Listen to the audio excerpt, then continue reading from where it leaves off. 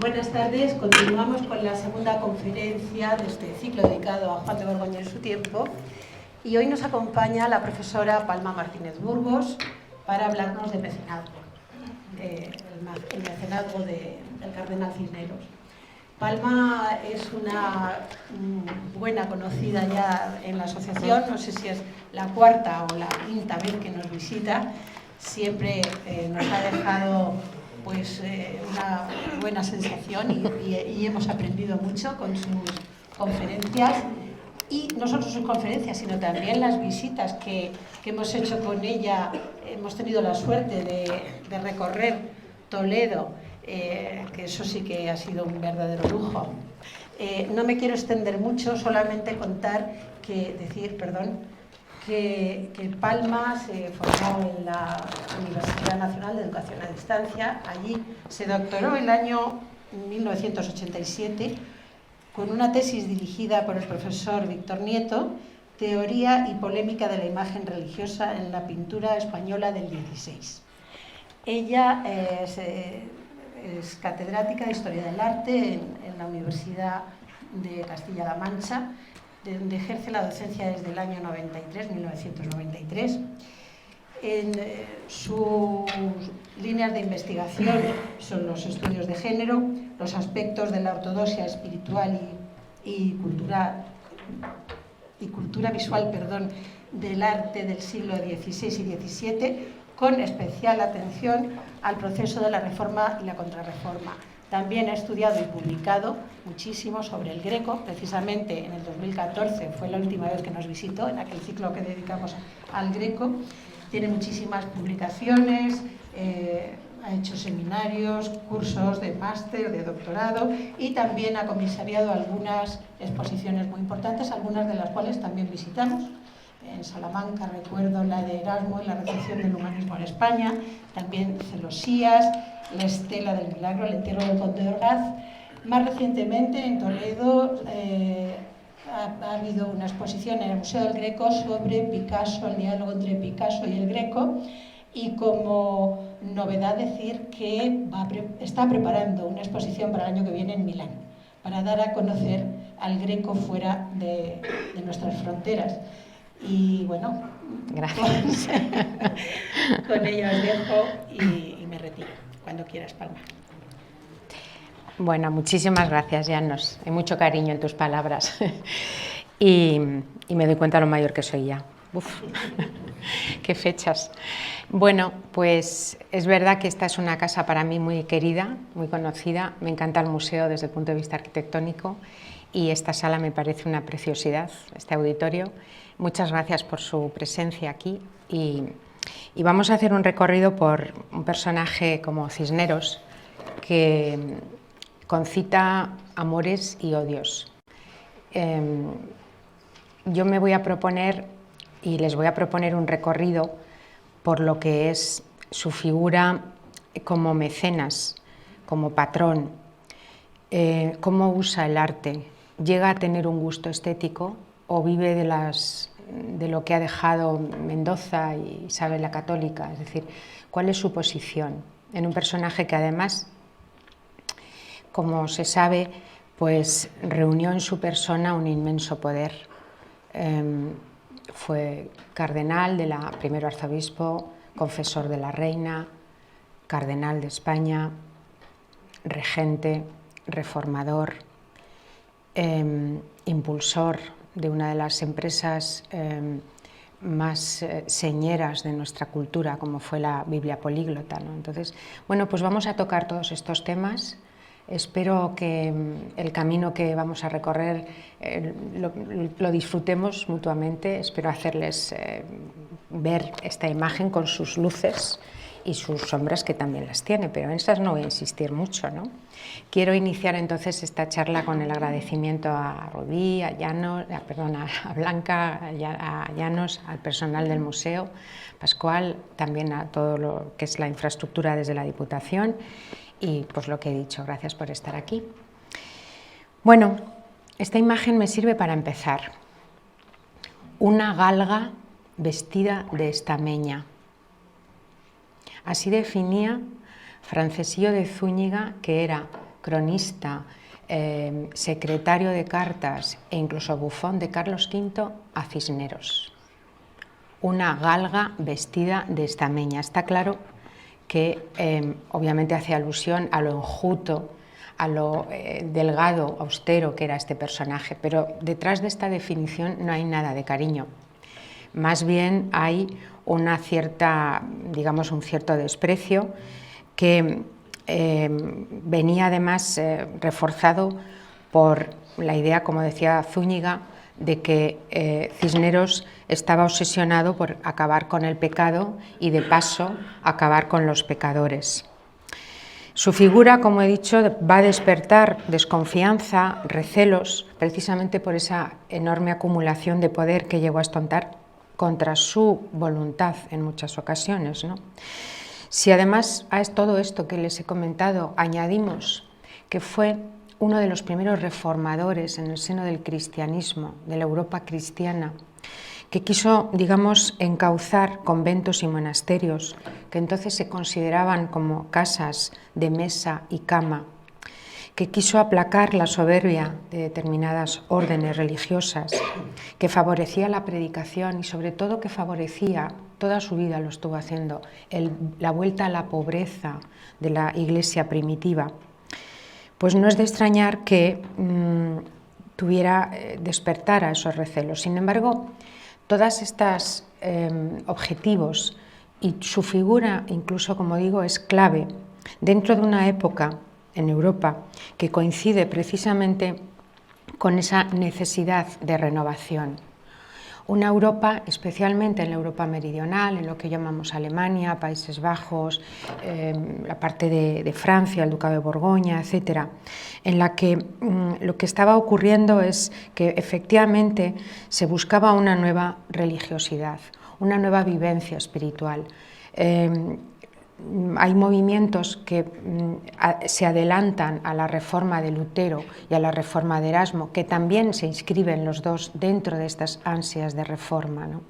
Esos movimientos son algunos como los Hermanos de la Vida en Común, los anabaptistas, que luego generaron en la heterodoxia, la devotio moderna. ¿Qué buscaban estas corrientes? Pues como he dicho, intentaban el encuentro directo con Dios, intentaban alejarse de todo el aparato externo, de las ceremonias, de todo eso que formaba los elementa mundi que decía San Pablo.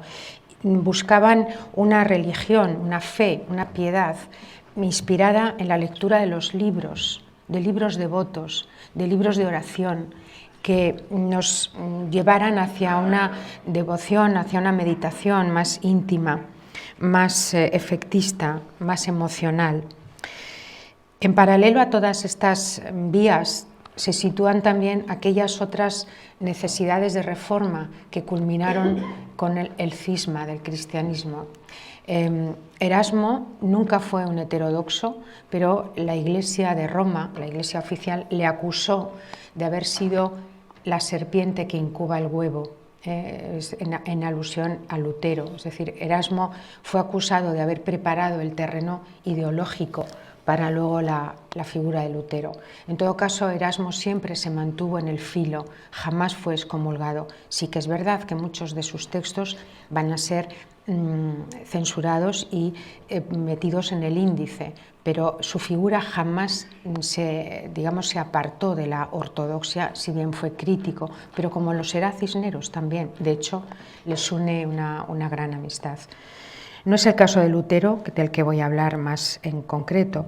En todo caso, como digo, en esta Alemania, en esta zona europea, había un terreno abonado porque se tenía la idea de que todo el dinero, las limosnas, las indulgencias, todo ese carácter mercantilista con el que se usaban las imágenes, los milagros, las procesiones, el culto a las reliquias, todo eso lo único a lo que iba era a Roma, a enriquecer las arcas de Roma, de tal manera que se forjan imágenes, esto está muy claro en los grabados de la época, en las que las redes de San Pedro, en vez de pescar almas, lo que están es pescando tesoros, dineros, que era, parece, la obsesión, ¿no?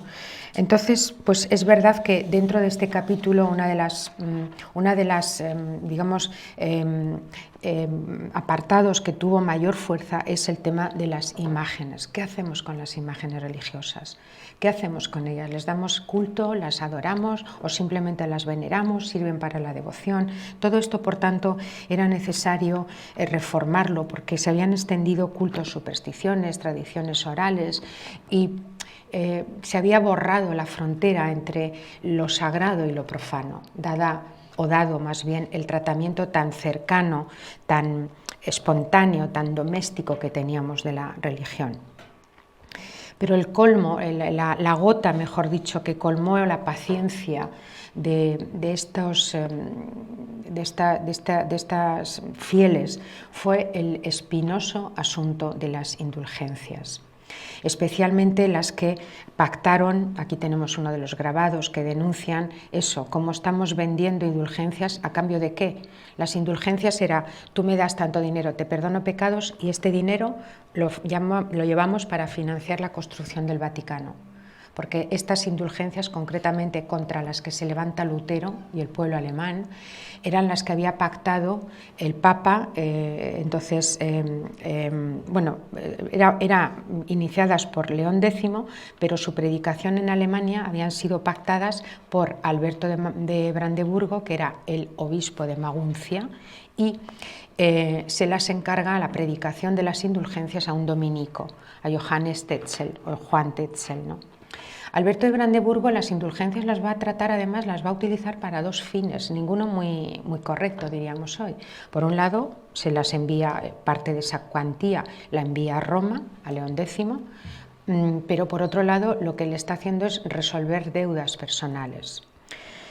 Como digo, en los primeros días, el 31 de octubre de 1517, Lutero clava sus célebres 95 tesis, redactadas en latín, y las clava en la puerta de la capilla del castillo de Wittenberg, el castillo en el que vive su gran protector, que va a ser Federico de Sajonia, el príncipe de Sajonia. A partir de ese momento, 1517, 31 de octubre, a partir de ese momento los hechos se precipitan. Carlos V había sido preparado como príncipe para luchar contra el turco, contra el hereje musulmán, contra la herejía, pero nunca pensó que el enemigo lo tenía en casa. Jamás pudo imaginar que el primer gran enfrentamiento bélico que va a tener que resolver es con sus propios hermanos de sangre. Por tanto, desde 1517 lo que va a ocurrir es una serie de intentos de encuentro que desgraciadamente no llegaron a puerto y que terminaron con la Dieta de Worms y la excomunión, la expulsión la excomunión de Lutero. Todas sus obras quedaron proscritas y muchas de ellas fueron quemadas. Es entonces cuando Lutero se refugia bajo la protección del príncipe de Sajonia, y desde allí va Federico el Sabio, y desde allí va a llevar una ingente labor de evangelizadora, una labor literaria a través de cartas, traducciones de la Biblia, todo tipo de catecismos, ¿no? Por tanto, la llama ya está prendida y va a incendiar Europa con una rapidez asombrosa, porque después de Lutero viene la reforma suiza, la reforma de Zwinglio, y después viene la reforma calvinista, y ya no hay marcha atrás. El Concilio de Trento no consiguió frenar esto, al contrario, consolidó la ruptura, y de esta manera tenemos un cristianismo ortodoxo, el mundo católico, y un cristianismo heterodoxo, porque no olvidemos que son cristianos, ¿no? Uno de los capítulos más dolorosos en este cisma fue, como he dicho, todo el tratamiento de las imágenes. Ellos nos acusaban de iconoclastas, de iconódulos, nos acusaban de adoradores de ídolos. Por tanto, una de las consecuencias que tuvieron la didáctica de una religión sin imágenes igual que la religión judía o igual que la religión musulmana, fue la destrucción en todos estos territorios donde triunfó la Reforma, la destrucción de altares, de retablos, de reliquias, de imágenes. De ahí que una de las labores más interesantes de los embajadores de Felipe II va a ser rescatar reliquias y traerlas al Escorial para ponerlas a salvo de la destrucción iconoclasta. Pero volvamos atrás. Cuando está ocurriendo esto, quedan 8 días para que Cisneros fallezca. Cisneros muere el 8 de noviembre de 1517. Es probable que él no conozca, digamos, con todos los detalles lo que está ocurriendo con Lutero, con las 95 tesis, posiblemente no, pero no le extrañarían. Es conocedor, sabe del malestar que hay en el seno de la Iglesia, sobre todo por parte de aquellos, como he dicho, que están ansiando una nueva espiritualidad. Desde que los reyes católicos, porque Isabel le nombra confesor, pero además le pide que reforme la orden franciscana, las 2 órdenes mendicantes. Así que desde que tiene la enmienda de la reforma, la encomienda de la reforma, va a ser testigo de muchas de estas protestas. Pero Cisneros no es un personaje único en la península, él comparte esfuerzos con otros humanistas paralelos a él, ¿no? Como van a ser pues, algunos de los que tenemos aquí, Alonso de Madrigal, Diego de Deza, Fray Hernando de Talavera, el propio Alonso de Fonseca. Con ellos comparte esa esperanza.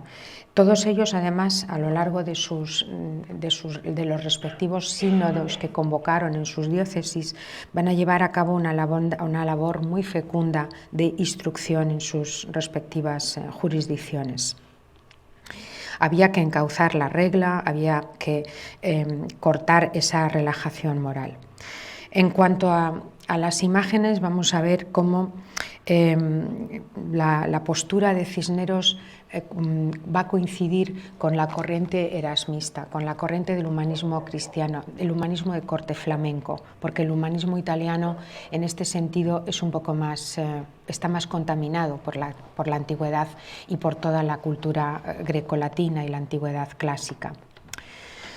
En la formación del gusto de Cisneros, que luego va a marcar su mecenazgo, hay 2 personajes claves, además del propio carácter de Cisneros, que sabemos que era un hombre muy sobrio y muy austero. Esos 2 personajes son, por un lado, el fraile dominico Jerónimo de Savonarola, Girolamo de Savonarola, y por otro lado el propio Erasmo de Rotterdam. Respecto a Savonarola, muy pocos especialistas se han acercado a ver la influencia de ambos y desde luego cuando lo han hecho nunca se han acercado desde el terreno o desde la perspectiva de la historia del arte. Así que en este sentido digamos que yo me lancé a la piscina. Savonarola fue un personaje, como sabemos, gran predicador, magnífico escritor, que denunció, aquí tenemos algunas de esas imágenes que fueron recreadas luego en el siglo XIX, denunció los vicios de la Iglesia, la avaricia, la usura, y también el pacto que tenía la Iglesia florentina con los propios Medici, es decir, su denuncia no solo se limitó al campo pastoral, evangélico, sino también entró en el terreno político y ahí llegaron los problemas, ¿no?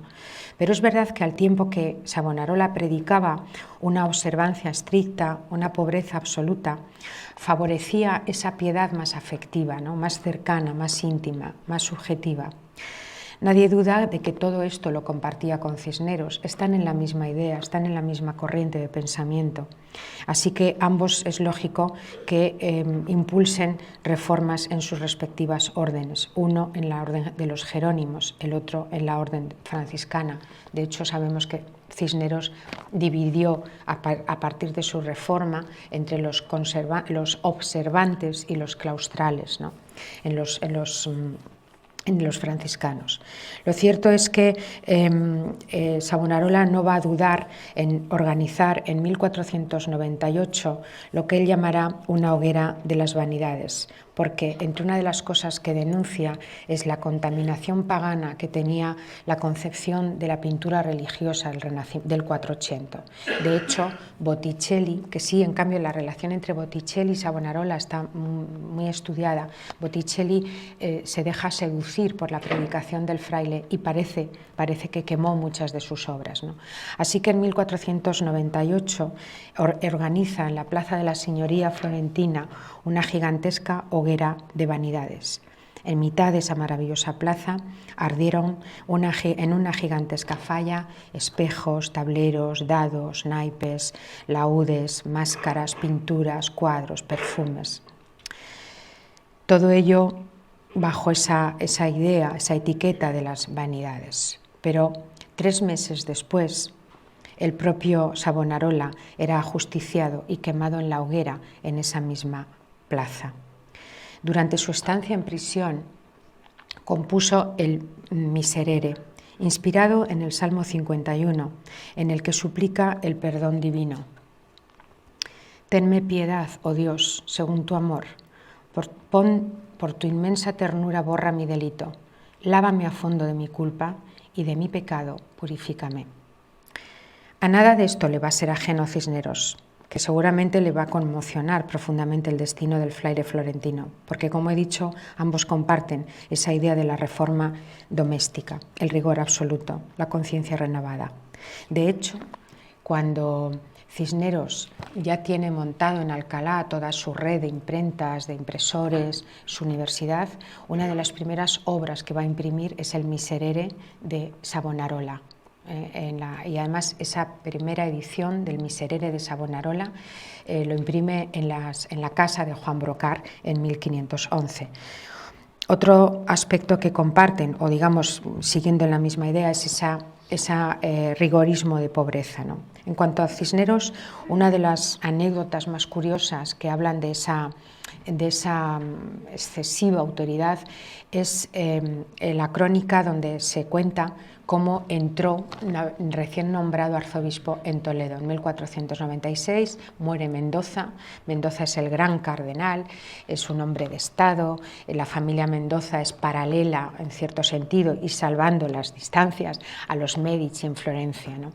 Entonces, después de Mendoza llega Cisneros y su entrada en la ciudad de Toledo parece ser que era de tal sencillez su atuendo que asombró a propios y extraños comparado con toda la fastuosidad que mostraba el resto del cortejo.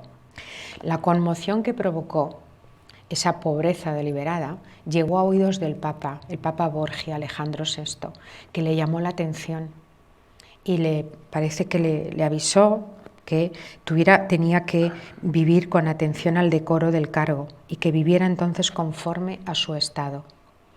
Debió ser complicado para Cisneros compaginar esa vocación de pobreza, esa vocación, ese rigorismo franciscano con su cargo de arzobispo y luego de cardenal, ¿no? Debió ser complicado y esa dualidad de alguna manera también lo vemos en su labor de mecenazgo.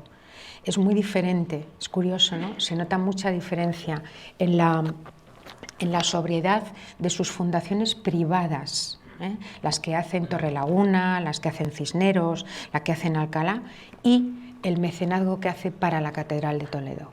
Es muy diferente. En Toledo hace todo ese despliegue de magnificencia, de riqueza, de ostentación, ¿no? A Toledo le dota de un retablo majestuoso, de libros ricos, de misales, de una custodia única, por no hablar de la labor de Juan de Borgoña, que luego abordaré. Así que en la relación de Cisneros con las artes, tanto con la arquitectura como con la pintura, la orfebrería, la escultura, lo que sí vemos es un desinterés evidente por la sensualidad, por la belleza exterior, por el tratamiento de esa belleza, ¿no? De hecho, Cisneros va a Roma y no ha dejado ninguna nota donde revele la emoción que le puede provocar todo ese escenario de la Roma de finales del 480 y de inicios del 580.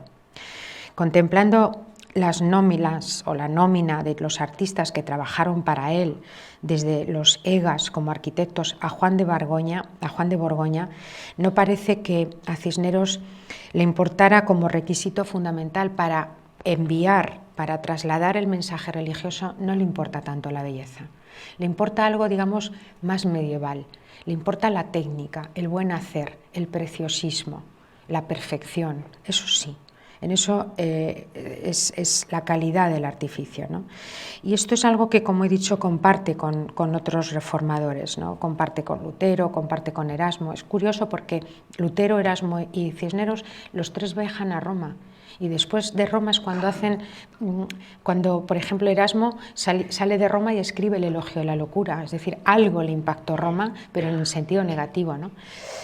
Bueno, además de Savonarola, como he dicho, el otro gran referente para Cisneros es Erasmo de Róterdam, con quien comparte sobre todo el gusto por las letras y el mecenazgo cultural. Son amigos. Cisneros, de hecho, le invita a Erasmo a venir a España para formar parte de esa magna empresa de la Biblia políglota, que venga a Alcalá y que ayude a los traductores y que se integre en ese magnífico proyecto. La respuesta la conocemos. Hispania non placet, pero bueno, es que Erasmo era así, non placet Hispania, non placet Francia, non placet Inglaterra, es decir, era un hombre que le placían pocas cosas. Lo cierto es que en Alcalá Cisneros se une, o digamos se rodea de lo más selecto del erasmismo español, ¿no? De ese humanismo de letras. Hombres como Juan de Vergara, Diego López de Ayala, Álvaro Gómez de Castro, Francisco de Ortiz, es decir, sus biógrafos, sus amigos y sus colegas. Con ellos, como he dicho, inicia la Biblia políglota en 1551, con ellos funda la Universidad de Alcalá como una de las empresas que mayor esfuerzo crearon para el cardenal, para difundir, para, digamos, dar a conocer el espíritu del humanismo cristiano, convirtiéndolo la Universidad de Alcalá en el centro más avanzado y vanguardista de todas las universidades españolas. Así que la admiración de Cisneros hacia Erasmo es la admiración como bibliófilos, se reconocen como iguales, ¿no? Y lo que está claro es que Cisneros admira la docta pietas, es decir, la piedad docta, teológicamente consolidada, fuerte. Pero lógicamente, como digo, a partir de estos dos referentes, cómo se desarrolla, cómo se encauza el gusto cisnerianos. Pues Cisneros manifestó abiertamente su contrariedad, su repugnancia por el tema de las indulgencias. Tuvo que callarse porque tocaba. La destrucción de la Basílica Paleocristiana de San Pedro por parte del Papa de León X, él podía entender que no era una basílica apropiada al protocolo, al boato propio del siglo XVI, pero le pareció un dispendio gigantesco. Le desagradaba tanto toda la complejidad arquitectónica del Renacimiento, le desagradaba tanto todo el tema de las indulgencias que José García Oro llega a decir que llegó a donar una fuerte suma de ducados para terminar cuanto antes con la predicación de las indulgencias. En cuanto a las imágenes, pues está claro que no consumía, no le agradaba, no ya el Renacimiento italiano, tampoco las obras que desde Flandes están llegando desde finales del siglo XV, del siglo XVI, una iconografía que se está forjando donde la santidad se trata como algo cotidiano, no son vírgenes ni santas vestidas a la moda romana, sino a la moda flamenca del siglo XVI, y en todas ellas hay una clara falta de decoro, sobre todo en algunas concepciones, ¿no?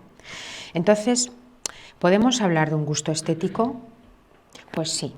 Sí que hay un gusto estético en el cardenal Cisneros, pero no tiene nada que ver con ese socorrido estilo Cisneros que en el siglo pasado acuñó Elías Tormo y que todavía hoy muchos profesores, entradas a sitios, se ve estilo isabelino, estilo Cisneros. Yo esto insisto mucho en clase con mis alumnos.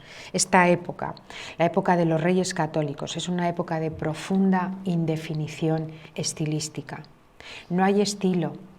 porque para que haya un estilo tiene que haber una homogeneidad de soluciones y no la hay.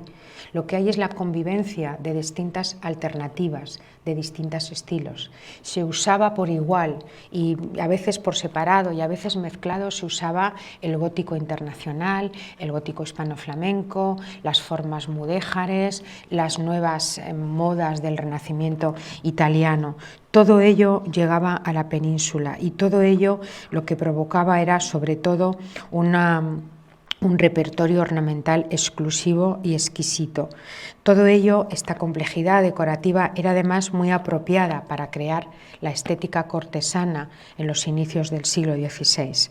Así que por eso digo, todo esto, lo único que nos tiene que hacer reconocer es que es una indefinición estilística, una enorme ambigüedad. Si queremos definir el estilo, lo más correcto sería usar los términos que se usaron en las fuentes de la época. Por ejemplo, en los contratos se habla, yo quiero un sepulcro a la moderna, a la francesa. ¿Qué es? Pues a lo gótico, es decir, a lo reciente. En cambio, si piden un altar a la antica, estamos pidiendo algo referido al mundo clásico, referido al Renacimiento italiano que bebe de esas fuentes clásicas, ¿no? Entonces, a la moderna o el Ars Nova es las referencias a este gótico ornamental, decorado, y a la antica es el lenguaje clásico del Renacimiento. Ambos modelos gozan de igual prestigio, pero es verdad que la clientela castellana, en la que se va a mover Cisneros, es mucho más aferrada, está más aferrada a la tradición.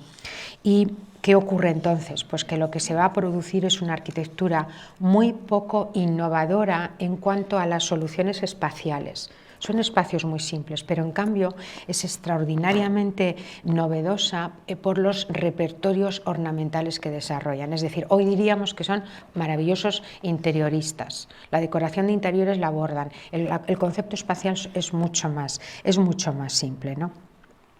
Hay que entenderlo además en un contexto en el que Castilla y Flandes, la corona de Castilla, que como sabemos acoge muchísimo, mantienen unas fortísimas relaciones comerciales y que tienen en su origen en las preferencias de los principales agentes culturales y patronos de la época.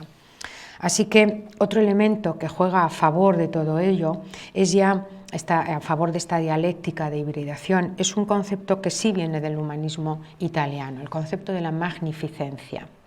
La magnificencia es una idea, una palabra acuñada en el mundo clásico, desde Horacio, pero que luego la reinterpretan estos primeros humanistas italianos, Dante, Petrarca.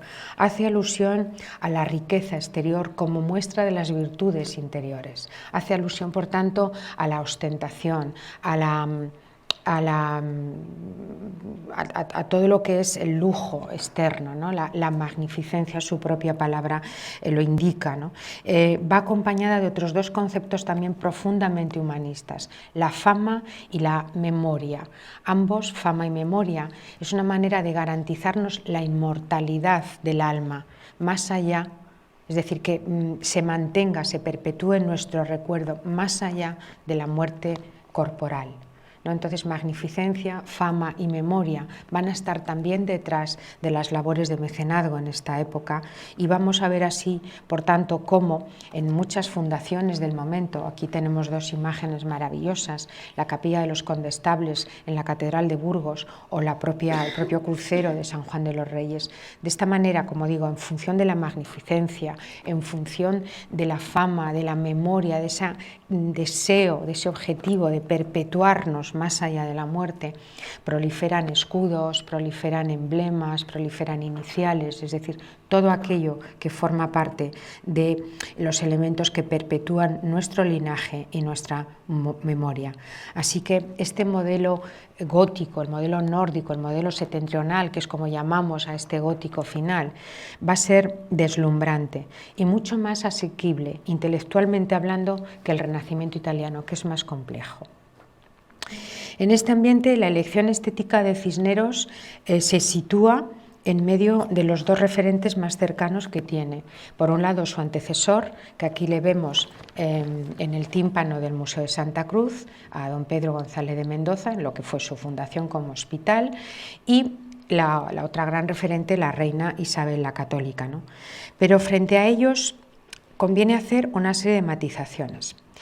En sentido estricto, tanto Mendoza como Isabel la Católica sí fueron auténticos mecenas, ¿vale?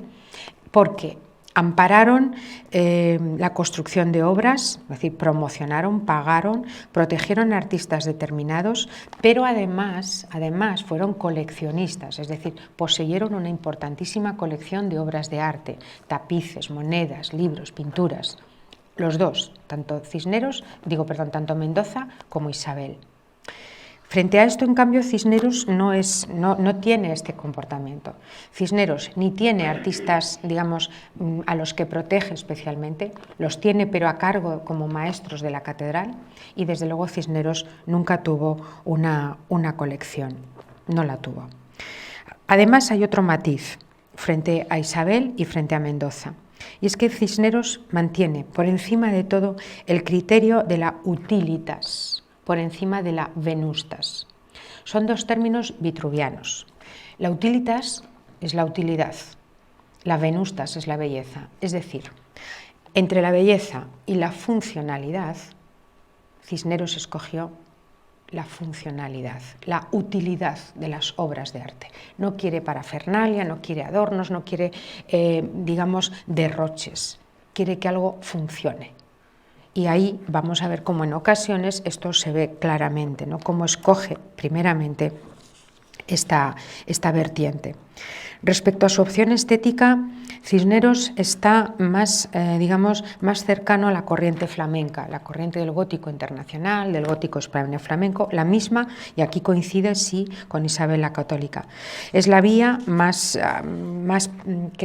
mejor, más perfecta para crear la estética cortesana, ¿no?, del momento. Es menos intelectual que el modelo italiano, el modelo del Renacimiento, que comporta conceptos como equilibrio, simetría, armonía. En el gótico no. Así que va a ser en este sentido una vía más continuista. De hecho, Cisneros escoge estos modelos hispanoflamencos y mudéjares como lenguaje preferente, y los va a adaptar con mayor o menor sobriedad, es decir, los va a adaptar con el consabido ad modum Hispaniae, que fue un término que a mí me encanta porque nos distingue cómo hacíamos las cosas a nuestra manera. Utilizo esto, meto lo mudéjar, que es típicamente hispano, lo mezclo, lo separo, a veces por separado, a veces, como digo, mezclado, ad modum Hispaniae. Cisneros es un magnífico ejemplo de esta opción, ¿no? Sus arquitectos de cabecera, Enrique Egas, Antón y Pedro Gumiel, representan lo más genuino de este ad modum Hispaniae. Las construcciones en las que intervinieron, la capilla mozárabe y la sala capitular en la catedral, el Paraninfo en la Universidad de Alcalá, el convento de San Juan de la Penitencia, el convento de Madre de Dios en Torrelaguna, van a combinar, van a ser simplísimos, son auténticas cajones, rectángulos, pero se cubren, se maquillan, se decoran, mejor dicho, con maravillosos artesonados, bien en artesonado o bien alfarjes, es decir, cubiertas planas. Se decoran con maravillosos yeserías, grutescos, en los que combinamos efectivamente grutescos o piezas más caprichosas, todavía conviviendo los modelos italianos con los modelos del repertorio hispano-flamenco. Vamos a ver también, aquí tenemos estas yeserías, alicatados, vamos a ver también como la utilización de rejas, es decir, todo un repertorio ornamental en los interiores que lo convierten en algo único y en algo excepcional. Sus construcciones suelen ser esas iglesias simples, rectangulares, una sola nave, proceden del modelo medieval que se llama Hallenkirche, es decir, iglesia de predicación. Predicación para unir, tener a todos los fieles en un solo espacio y controlar mejor, no que tengo a unos en la tribuna, a otros por allá, no, en una sola nave. Ese es el modelo que también escoge Cisneros. Así era San Juan de la Penitencia, por ejemplo, que conocemos a través de esta preciosa estampa de Villamil. Un espacio muy sencillo, es una de las obras más queridas del cardenal Cisneros en Toledo, iniciada en 1513, fundada como convento de monjas franciscanas de la Orden Tercera para la educación de las niñas que no tenían posibilidades dificultades económicas. De todo aquello, bueno, entre la desamortización y luego la historia tan penosa que tenemos de nuestro patrimonio, pues todo aquello se ha perdido y solo tenemos algunos testimonios, como pueden ser estas estampas o como puede ser la maravillosa reja de San Juan de la Penitencia que hoy está en el Museo Arqueológico Nacional.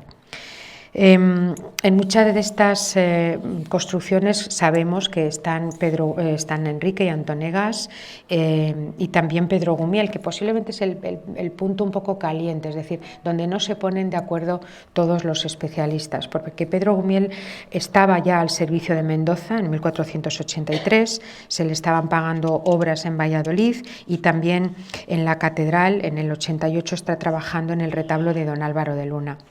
Entra al servicio de Cisneros nada más morir Mendoza.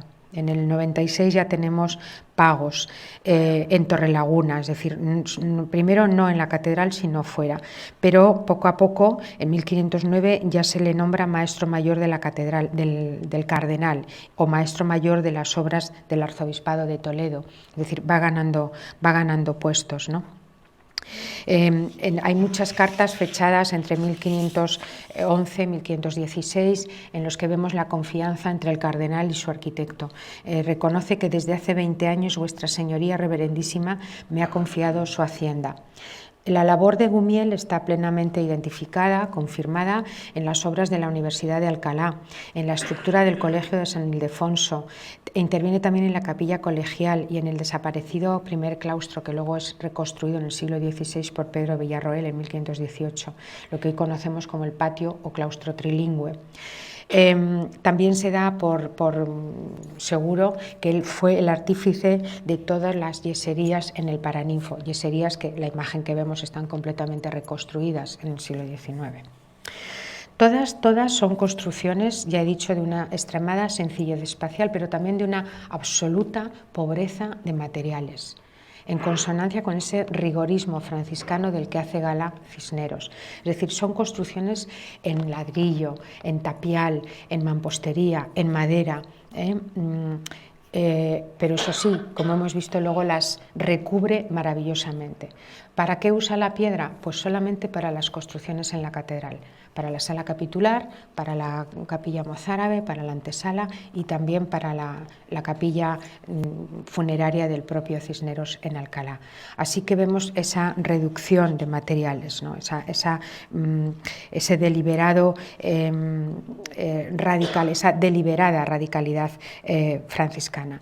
También vemos el deliberado deseo de continuismo en su opción, digamos, estilística, en esa simbiosis hispana, porque hasta en la custodia, esta pequeña microarquitectura que supone la custodia, especialmente lo que Cisneros inicia, que es lo que le encarga a Jaime de Aymerich, la pieza central con el ostensorio, no deja de ser una representación en plata, en oro, de una arquitectura gótica, ¿no? Es decir, una arquitectura como la que se está usando en ese momento. Y aquí viene entonces la pregunta: ¿esto significa que la aparición de Juan de Borgoña es una concesión de Cisneros a lo italiano, a la sensualidad, a la belleza? Pues siempre hemos creído que sí, hemos creído que la opción italiana, la formación italiana en Juan de Borgoña era excluyente y exclusiva, sobre todo también porque ha habido testimonios a lo largo de la historia que nos han hecho ver la vinculación de Borgoña con el mundo romano, desde que Jerónimo Münzer, hace un viaje desde Alemania hasta Portugal, pasa por España, se detiene en Toledo y ve la sala capitular. Y la compara que es tan bellas las pinturas que te creerías estar viendo la capilla de Sisto IV en Roma. Así que esta afirmación también ha alimentado un poco el mito de la procedencia casi en exclusiva de Borgoña de lo italiano. Pero veamos por qué, ¿qué es lo que pasa? ¿Por qué contrata a Juan de Borgoña? Pues yo estoy convencida de que lo hace porque no tiene más opción, porque en 1509, cuando le encarga la sala capitular, ha muerto Pedro Berruguete. Y Pedro Berruguete era el pintor de la casa. Pero ¿qué pasa? ¿Qué ocurre? Pues que Borgoña, antes de morir Berruguete, ha estado trabajando con Berruguete. Ya han estado compartiendo, no digo yo como maestro y discípulo, pero sí ambos han estado pintando en pintura mural en el claustro catedralicio de Toledo en 1497. Borgoña también ha estado en algunos momentos en Ávila ayudando a Pedro Berruguete en la decoración del convento dominico de Santo Tomás de Ávila. Es decir, que está claro que a la muerte de Berruguete, Borgoña sigue trabajando para determinados miembros del Cabildo. Por ejemplo, para Juan de Salcedo hace este maravilloso retablo del abrazo ante la Puerta Dorada, o retablo de la Concepción, y para otro canónigo, Luis Daza, hace el retablo de la Epifanía, en ambas capillas, casi un poquito antes de llegar a la capilla mozárabe. En ellos vemos un artista que está haciendo esa simbiosis, es decir, que posiblemente en la concepción de determinadas figuras, de determinados pasajes, tiene una concepción del canon más flamenco, pero que sabe utilizar escorzos, posturas, incluso cuando puede arquitecturas, que revelan un conocimiento de una vía más renacentista, más italiana. También vemos un artista que se pliega a las necesidades, a las peticiones de la clientela castellana, que es muy conservadora y que no quiere, es curioso, no quiere el cubo espacial, la perspectiva, sino que quiere los fondos de oro. Porque el oro es dinerito y estamos hablando de la magnificencia, es decir, puedo permitirme esto y prefiero esas telas, esos fondos de oro, en vez de que me hagas el cubo espacial, ¿no? Lo cierto es que entre 1504... Perdón, voy a beber un poco. ¿Cómo vamos? ¿Bien? Entre 1504 y 1506, Borgoña desaparece, finales de 1504, desaparece de toda la documentación y de toda referencia. Y cuando se producen estos vacíos documentales, normalmente los historiadores pensamos que lo que ha pasado es que se ha marchado, ha hecho un viaje. Y en el caso de Cisneros, la historiografía ha dado casi por seguro, sobre todo por el lenguaje que trae luego, de que ese viaje se produce a Italia. Se produce a Florencia y va a Roma. Y allí se empapa de las novedades italianas. Yo sí creo en este viaje en Italia, lo tengo que decir ya, porque a lo mejor aquí ha habido ya especialistas, o los va a haber, que desdeñan la opción italiana, porque desde que se restauró la sala capitular se habla más de una formación francesa, de Aviñón. Yo sigo pensando que Borgoña ha estado en Italia. Hay muchos detalles que a mí me hablan de un conocimiento de lo italiano. Entonces, aquí, pues obviamente hasta que no encontremos alguna fuente documental que lo testifique, ninguna hipótesis va a ser concluyente, van a ser hipótesis. Bueno, lo cierto es que cuando vuelve en 1509 y cuando Cisneros le encarga la decoración mural de la sala capitular y de la antesala, pues Borgoña trae un lenguaje, pero sobre todo, digamos que ha creado un vocabulario muy personal. Y yo lo primero que veo, aparte de la influencia italiana, lo primero y lo que reivindico sobre todo en la trayectoria de Borgoña es el papel, la impronta que le ha dejado Pedro Berruguete. Y voy a hablar de una obra de Berruguete en concreto, porque creo que es la inspiradora de toda la escenografía arquitectónica que Borgoña desarrolla en la sala capitular. Y les cuento. Esta pieza está pintada por Pedro Berruguete, es una pieza que pertenece al Museo Municipal de Madrid, pero que está depositada, ahora la podemos ver, en el Museo del Prado. Es una pieza pintada al final de la vida de Berruguete, hacia 1500. La web del Prado dice 1500, yo retrasaría un poco más la fecha, pero bueno, está más o menos fechada ahí. Y en ella, además del alarde técnico, de luz, de espacio, la belleza que tiene la pieza, yo me voy a centrar en esa trono de la Virgen, en esa, digamos, encuadre arquitectónico en el que se aloja la figura de María y del niño, ¿no?, en esta pieza bellísima. El trono de María, lo que es puramente el trono, es una pieza gótica, pero gótica, digamos, de manual, un gótico clásico, ¿no?, con su arco apuntado, angrelado, con sus cresterías talladas. Vemos además que en ambas hornacinas aparece la Anunciación, el Arcángel y la Virgen María. Si del respaldar, es decir, de lo que es propiamente la espalda, pasamos a la cubierta, esto es mudéjar. es una cubierta plana, lo que llamamos un alfarje. El artesonado es cuando tiene la forma de artesa. Esto es un alfarje, un taugel. Es un alfarje, además, que dibuja una estrella de 12 puntas. Las estrellas de 12 puntas tienen un fuerte simbolismo en el mundo medieval, es una alusión a la eternidad, ¿no? a la esfera celestial. Y en la clave, aquí, podemos ver que se dibuja la estrella de David, es decir, que está haciendo alusión a la genealogía del niño, ¿no? de Jesús. Y si de ahí pasamos a lo que es propiamente ya el baldaquino, la estructura arquitectónica, es totalmente italiana. ¿Vale? Hay un basamento, en las caras de ese basamento vemos de nuevo la historia de por qué necesita que venga el niño, por qué se empieza la redención por el pecado original. Entonces ahí tenemos a Adán y a Eva. Sobre ellos hay una pieza muy simbólica, muy bonita, que son como sendos cabujones rojos, y luego columnas pues con sus fustes marmóreos, sus arcos de medio punto, su jardín.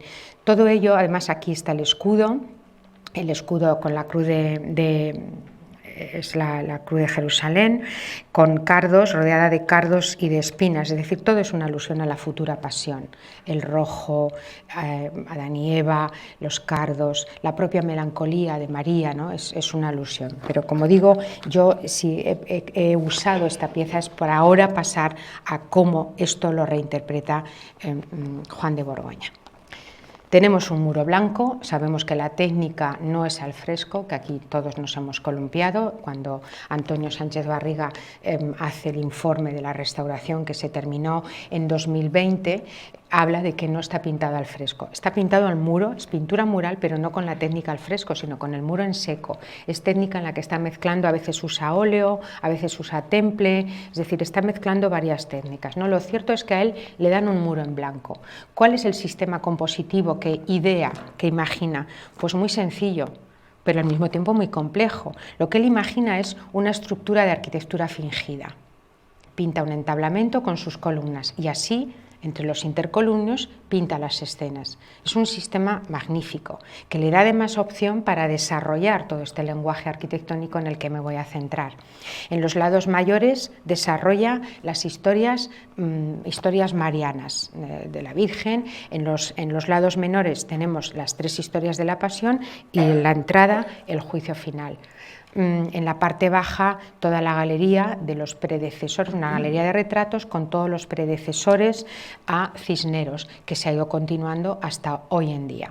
El punto de vista que escoge Borgoña, si se dan cuenta, es un punto de vista muy escenográfico, también muy cinematográfico, diríamos hoy, es de abajo arriba, lo que llamamos de sotto in su. No hace como si estuviera al mismo nivel, no, de abajo arriba, porque esto lo que le permite es proyectar también las imágenes contra los cielos, contra los techos, es decir, engrandecer las imágenes. No es lo mismo una perspectiva en picado, que lo que hacemos es empequeñecerlas, que esta otra perspectiva. Escenas al aire libre están la de la visitación, las de la pasión y las del juicio final. El resto es toda una escenografía arquitectónica. Antes de entrar en esa escenografía arquitectónica, me paro en este juicio final. Si van a ver, están viendo las imágenes, hay mucha diferencia entre las que están ya restauradas, porque han salido unos colores realmente maravillosos. Yo no sé si han ido a verla, la sala capitular, después de la restauración. Es verdad que fue en el año 20 y como todos lo que hemos vivido ha sido tan horrible, pero si tienen ocasión vayan y véanla porque ha sido maravilloso lo que ha salido, ¿no? De la intensidad de colores. Esto estaba muy apagado, pues lógicamente esto se ha visto siempre con las velas, el humo, las humedades, han ido oscureciendo, llenando de barnices todo esto, ¿no? Entonces han salido, realmente habría que hacer una nueva historia de no sé si de la pintura, pero sí del color, ¿no? Lo cierto es que en este juicio final es el último juicio final medieval que decimos, porque es un juicio, primero es una resurrección de los muertos, luego es un juicio, los bienaventurados por un lado y los condenados llevan el letrero del pecado que han cometido con el castigo personalizado, igual que los infiernos que pinta el Bosco, y arriba toda la gloria celestial con Cristo, que es la justicia, y la Virgen y San Juan, que representan la misericordia, ¿no? Esa especie de esis. Abajo un aviso. un aviso, que nos pone también sobre aviso de otra cosa que está pasando. Las relaciones de Cisneros con el Cabildo son horribles, se lleva fatal con ellos, no congenian nada, y la sala capitular es un espacio que les regala Cisneros. Es para discutir, es para reformar, es para hablar de la reforma, de los asuntos internos. Es lo que hoy llamaríamos una sala de juntas, donde se discuten cuestiones del capítulo y en esta ocasión cuestiones de la diócesis. Y hay muchas broncas, y hay muchas disensiones, y hay muchas diferencias de criterio. Así que les coloca ese aviso, Justitia cultus silentio, inspirado en Isaías 32, justicia y silencio. Es como una cláusula de confidencialidad, diríamos hoy, ¿no? De lo que aquí se discute no sale nada. Bueno, pues si vamos a las escenografías, aquí tenemos la preciosa escena de la imposición de la casulla que la Virgen ha tejido con sus manos, que baja del cielo acompañado de toda una corte de ángeles y de santas, entre ellas María Magdalena, Santa Bárbara, es decir, unas cuantas, y le coloca la casulla como regalo y como reliquia a San Ildefonso cuando es el arzobispo de Toledo. Es la única catedral cuyo arzobispo tiene un regalo de la Virgen, ¿no? Y además lo hace para premiarle porque San Ildefonso es de los primeros que ha escrito tratados en defensa de la virginidad de María. Ese baldaquino, ese espacio donde está la Virgen, ¿no les recuerda a esa estructura compleja de la custodia de la Catedral de Toledo? Es un templete en oro, es perfectamente, podríamos decir, que es como la parte central del ostensorio de la catedral, ¿no? de la custodia. Si de ahí pasamos a escenas como la Anunciación, es bellísima. Aquí lo que tenemos son decorados, piezas italianas, totalmente italianas. Si vemos este baldaquino, nos recuerda mucho a los de Fra Angelico, con la hornacina avenerada, sus columnas, su entablamento finísimo. Esta otra pieza como un tolos, ¿no? Clásico, y eso sí, siempre el guiño a la clientela. Pero si de aquí pasamos también a la escena de la educación de María, vuelve a ser un edificio completamente cuatrocentista, completamente italiano. Esto no lo ha visto en Aviñón, esto no lo ha visto en grabados todavía, es decir, esto ha tenido que verlo, ¿no? Y como igual que determinadas posturas, igual que esta pieza preciosa del abrazo de San Joaquín y Santa Ana ante la Puerta Dorada, ¿no? Una estructura totalmente romana. Si vemos, por ejemplo, la escena de la dormición de María, aquí tenemos una antesala con una cubierta mudéjar. Y otra vez una cubierta de casetones mudéjares, ¿no? Y si pasamos a otra pieza, a otra escena que a mí me parece deliciosa, porque además no solamente es una pieza magistral en pintura, sino que es también una crónica de cómo era este mundo femenino, ¿no? Este mundo de mujeres, el momento del parto. Pues lo crea, si ven, son tres estancias, ¿no? La propia del lecho, con estos cordobanes en las paredes tan castellanos. Santa Ana acaba de parir, le está entregando la niña, viene digamos, una de las parteras a traerle las sopas calientes para reconfortarla, a la niña la van a recoger y secar con el pañal, calentarla en el braserito y meterla en la cuna, ¿no? Este espacio, en cambio, es muy italiano, con toda esta solería, con puntos de fuga descentrados siguiendo las enseñanzas de Berruguete, es decir, que está jugando con una escenografía muy complicada, pero que no es más que el reflejo de esa ad modum Hispania, ¿no? De esas tendencias y teorías. En la parte inferior, la galería de retratos de todos los que han precedido a Cisneros sigue manteniendo también esta estructura de arquitectura fingida, este entablamento con las dos pilastras, y ahí mete a todos los personajes, ¿no? Hay estudiosos también que defienden que esto Juan de Borgoña lo ha visto en Urbino, que es donde ha estado pintando Pedro Berruguete antes de llegar de vuelta a Toledo, antes de llegar a España, ¿no? En el estudiolo del duque de Montefeltro en Urbino, Montefeltro encarga también una galería de hombres sabios, y es un poco la transposición o el trasunto. Son teorías, son teorías. Bueno, la sala capitular, como saben, está precedida de la antesala, todavía no se ha iniciado la restauración, ha habido que dar prioridad a la torre de Arnequín de Bruselas, que se ha terminado. Acaba de terminarse la restauración del transparente de los Tomé. Creo que ahora le toca ya a la antesala. Yo estoy deseando, porque es que entras en la sala capitular y ves esa luz y entras aquí y se queda todo muy, muy oscuro. Es verdad que en el siglo XVII colocaron estos maravillosos armarios, que reconozco que son maravillosos, pero que nos impiden la vista de este verdadero paraíso vegetal. Aquí Juan de Borgoña está trabajando con Luis de Medina. Es como si Cisneros dijera, bueno, vamos a crear, como hay que pasar por aquí antes de entrar a la sala de juntas, vamos a crear un espacio que aporte calma, que aporte equilibrio, un poco de serenidad, que nos congratule con la naturaleza, que prepare nuestros espíritus para lo que vamos a debatir, ¿no? Es como un sedante previo, y realmente lo que aquí despliegan ambos, Luis de Medina y Juan de Borgoña, es una escenografía tan deliciosa, tan preciosa, tan delicada, ¿no? A base de árboles frutales, flores, guirnaldas, pájaros, putis, trofeos, los escudos, lógicamente, de Cisneros y del canónigo obrero. Fíjense en esta hornacina con un florero, ¿no? Es decir, es un mundo que también, aquí tenemos una estampa del siglo XIX recreando todo esto. Bueno, yo he hablado con el restaurador, digo, ¿quitarán los armarios?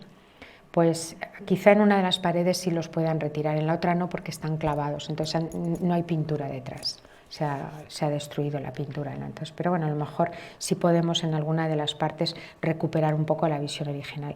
Está claro que esto está inspirado en Ghirlandaio y en el claustro que pinta Ghirlandaio en la iglesia florentina de Ognissanti, ¿no? Está clarísimo, yo por lo menos lo veo así. Otras influencias, pues en Milán, Leonardo da Vinci pinta en el Castello Sforzesco la Sala delle Asse, pintada para Asse es Morera, y está pintada para Tomás el Moro, es decir, Tomás Ludovico el Moro, su cliente, ¿no? Es una especie de poema vegetal bellísimo y muy pionero en este mundo de la captación de los paisajes. El agrado de Cisneros fue tal que no dudo ya sí en hacerle más encargos. Compra de su bolsillo, compra el espacio para la capilla mozárabe, recupera el ritual visigodo mozárabe, y no solamente eso, lo manda a imprimir, porque lo que está escrito ya no se pierde. La tradición oral la perdemos, la cambiamos, la transformamos, hay que dejarlo escrito, y entonces con ese misal instituye desde el siglo XVI misa en la capilla mozárabe, que al día de hoy se sigue haciendo, como saben ustedes, todos los sábados y todos los domingos en la capilla mozárabe, a las 9 de la mañana los sábados, creo que es, sí, a las 9 de la mañana, y los domingos también. En la capilla mozárabe Juan de Borgoña cambia de registro, porque aquí el encargo es muy específico. Cisneros le encarga que represente la toma de Orán. La toma de Orán es un paralelismo que Cisneros hace con Mendoza. Mendoza, en la sillería del coro, que ha encargado la conquista de Granada, pues Cisneros encarga la toma de Orán. Máxime porque además la toma de Orán es el gran y el último favor que Cisneros le hace a Fernando el Católico en sus campañas militares en el Mediterráneo, en toda la zona que va desde Marruecos a Argel. Orán era una plaza clave para el control del Mediterráneo. Entonces Cisneros organiza tropas, paga hombres, paga tropas, desembarcan y toman Orán. Es decir, la batalla de Orán, representada en la capilla mozárabe, es una alusión a una guerra santa. Es una alusión a una cruzada, por tanto está más que justificada, no solamente una batalla. En este caso, Borgoña se pliega además a las necesidades que tienen las pinturas de batallas, que es un género en sí mismo. ¿Qué ocurre en las pinturas de batallas? Pues que tenemos que contar la batalla. No solamente la victoria final, tenemos que contar el asedio, el saqueo, la toma, la rendición, la entrada triunfal. Por eso en las pinturas de batallas siempre, y eso recuerden ahora cómo es las lanzas de Velázquez, ¿no? Siempre tienen el horizonte muy alto. Y así eso nos da pie a desplegar todo lo que es los detalles de la batalla. Y en este caso Juan de Borgoña cambia de registro. Si en la sala capitular hemos visto que controla perfectamente el canon clásico, la representación digamos volumétrica y corpórea de las figuras, aquí vuelve un poco a su tradición borgoñona, ¿no? A su origen como de miniatura, más nervioso, más detallado. En conclusión, bueno, parece que Cisneros intentó hacerle otro tercer encargo, que era la decoración de una biblioteca que había creado para la Catedral de Toledo, pero de esto se ha perdido por completo. Sí queda testimonio documental, en 1516, pero que nunca llegó a conservarse, no lo conocemos. Con esto, y voy terminando, al día de hoy, el arte de Juan de Borgoña, como digo, creo que hay que reivindicarlo más, la lección berruguetesca y la formación, por supuesto el pozo hispano, la lección de Berruguete y la formación italiana, ¿no? En todo caso, es curioso cómo esta simbiosis es lo que agrada a Cisneros, porque Cisneros podía haber hecho lo que hacían los Borgia en Játiva, ¿no? Traerse pintores italianos. Ellos se traen a Pinturicchio. Cisneros podía haber hecho lo mismo, pero no, como he repetido antes, prefiere lo cercano, lo conocido, prefiere ese continuismo con la tradición, prefiere que no haya una ruptura brusca y prefiere algo utilitario, algo funcional. Y luego esa representación tan genuinamente hispana que supone Borgoña, está claro que cuadra perfectamente con el gusto y con el mecenazgo de Cisneros. Y para terminar, como he dicho, solo me queda abordar los últimos dos capítulos que en el Renacimiento se formulan como los del mecenas, los que distinguen a los mecenas, que además de las labores que hagan, esos dos capítulos son los que garantizan su inmortalidad, el retrato y el sepulcro. De Cisneros solo hay, de su época, porque luego la iconografía cisneriana se ha desarrollado desde el siglo XVII hasta prácticamente entrado el siglo XX. De su época nos quedan estos dos retratos, el que ya conocemos, que le hace Juan de Borgoña para la sala capitular, en estricto perfil, y el que le hace Felipe Bigarni, también en perfil. ¿Por qué eran los retratos en perfil? Era por la influencia que tienen en estos momentos las medallas, el prestigio de la medalla, de las medallas de los emperadores romanos, de la numismática, va a influir muchísimo en esta primera formulación del retrato. Felipe Bigarni le hace este retrato, que es propiedad de la Universidad Complutense de Madrid, de riguroso perfil, y que trabaja porque la policromía la hace Fernando del Rincón. Es un auténtico homenaje al arte de las medallas de la antigüedad. Está fechado en 1518, ya había muerto Cisneros, no lo controló, no lo vio, y se convierte en la imagen oficial para la conmemoración del 10º aniversario de la fundación de Alcalá de Henares. Así que es la medalla conmemorativa. Es curioso porque se ha convertido en una imagen clásica, es decir, es un auténtico homenaje a las medallas de la antigüedad. De alguna manera estamos, digamos, alterando lo que hubiera sido o lo que ha sido el gusto de Cisneros y alterando lo que hubiera sido su última voluntad. Y lo mismo ocurre con su capilla, con su sepulcro, mejor dicho. Para enterrarse, bueno, saben que Isabel la Católica de alguna manera prohibió que la soberbia de las grandes familias castellanas, de los linajes, de los cardenales, rompieran girolas, lo que habían hecho los condestables en Burgos o lo que hace el propio Álvaro de Luna en la Catedral de Toledo. No, y ella da ejemplo. Ella no se entierra en ninguna catedral, ni ella ni su familia, sino que construye toda una tipología que conocemos como la tipología de las iglesias funerarias. Empieza para sus padres la Cartuja de Miraflores, para su hijo la iglesia de Santo Tomás en Ávila, para ella misma San Juan de los Reyes, pero conquistamos Granada y entonces decide trasladarse a Granada, y ahí tenemos la Capilla Real de Granada. Saben que mientras que se construía la capilla, ella estuvo en el convento franciscano, en la Alhambra, convento franciscano que hoy es el Parador de la Alhambra, que conserva todavía la pieza de la capilla en la que estuvo de prestado, como se decía entonces, el cuerpo de Isabel la Católica. Bueno, pues esta es la tipología que escoge Cisneros. No escoge un panteón, que era el modelo que se estaba imponiendo como capilla funeraria. Escoge esta otra sala recta, sencilla, austera, sobria, ¿no? Por tanto, de nuevo, ese espacio funcional en el que, eso sí, vamos a decorar, como hemos dicho, con todo el repertorio que ya hemos citado. Cisneros tenía muy claro, y esto sí lo dejó por escrito, de cómo quería que fuera su sepultura. Y además tenía muy claro de cómo quería el gusto, ¿no? En 1504 él encarga el retablo en la capilla, el retablo de la Catedral de Toledo, que faltaba ese mueble, ¿no? Bien, están haciendo el retablo en 1504, pero al mismo tiempo se está construyendo el mausoleo arco triunfal del cardenal Mendoza, que va a ser el último que se entierra en la Catedral de Toledo, y que además, para garantizarse que se entierra, nombra albacea a Isabel la Católica, con lo cual Isabel no puede decir, no puede contradecir esa voluntad. Se está levantando una auténtica estructura de la antigüedad pagana, y le desagrada tanto a Cisneros que decide hablar primero con su cabildo y decide, oye, lo paramos, porque esto rompe completamente la unidad del espacio, no, rompe la estructura gótica, y claro, el cabildo lo consideró una intromisión. Entonces Cisneros escribe a Isabel, parando la obra y cambiando este proyecto por algo más afín a la tradición, más afín al gótico, ¿vale? Y a la propia cabecera de la Catedral de Toledo. Isabel no se atrevió a contravenir los deseos de Mendoza y de quienes eran los intérpretes directos de esos deseos, ¿no? Que eran también de la familia Mendoza. Tras esta refriega, está claro que lo que intuimos es el disgusto de Cisneros por una empresa excesivamente pagana en su tipología de arco triunfal.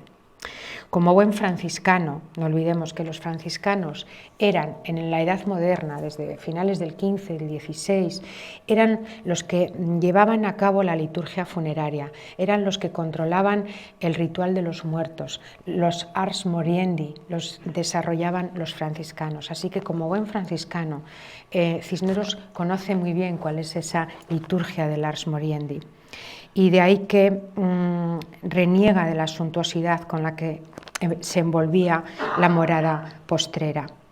Es verdad que él mismo, la costumbre de perpetuar la memoria a través de este sepulcro la inició Pollaiolo en Roma con la tumba del Papa Sisto IV.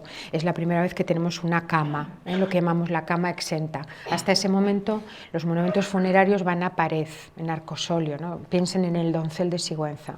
Pues no, ahora ya tenemos la cama sepulcral y ahí Pollaiolo dio una tipología que se va a consagrar. ¿Pero qué había pasado? Pues que Sisto IV había pedido enterrarse en tierra y que le pisen todos como símbolo de humildad, pero esto no lo respetó su albacea, que era además su sobrino Giuliano de la Rovere, que aprovechó la muerte del Papa para hacer a través de su sepulcro toda una exaltación, no del Papa, que también, sino sobre todo del linaje de los de la Rovere, a través de alusiones, de emblemas, virtudes, cartelas, etc.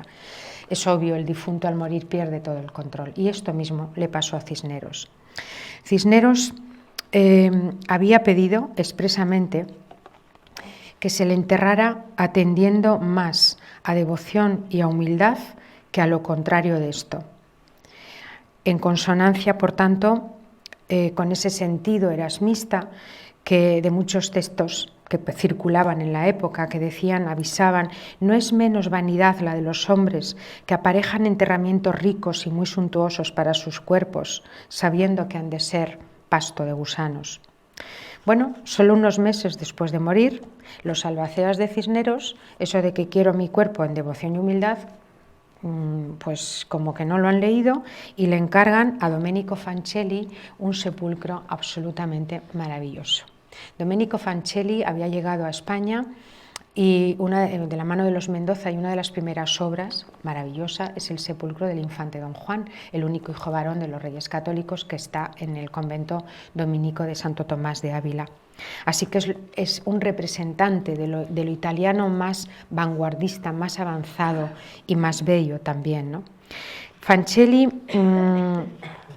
muere muy pronto, así que va a ser su discípulo Bartolomé Ordóñez el que haga el sepulcro siguiendo las trazas y siguiendo determinadas indicaciones para toda la iconografía que aquí se despliega, que básicamente es una iconografía que hace alusión al mecenazgo cultural, es decir, a todas las empresas que ha ido llevando a cabo en Alcalá de Henares, a la fortaleza, a la investigación filológica. Así que ahí lo que vemos es la sabiduría, la representación y la reivindicación de la sabiduría universal a través de alegorías, también con las artes liberales.